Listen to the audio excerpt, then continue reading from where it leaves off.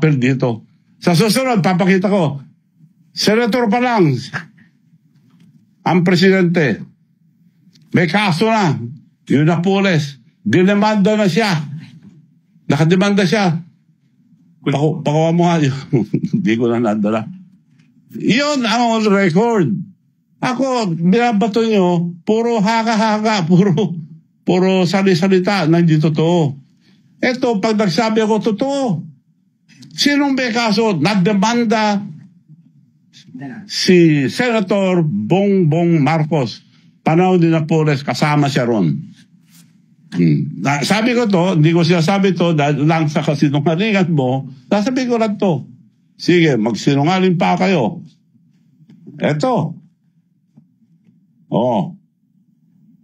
Bongbong Marcos sued for plunder over pork barrel scam.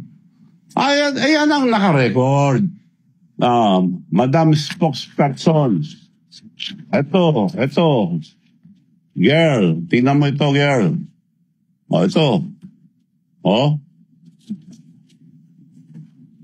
Bongbong Marcos sued for plunder. Plunder filed versus Bongbong Marcos over 205 pork barrel scam. Yan ang record. Hindi ko na sana ilalabas to, pero girl, ikaw nag-umpisa, tatapusin ko. Pagsalita kayo, yung totoo. Ako, sasagutin ko kayo, puro totoo ilalabas ko. So, yun lang po ngayon.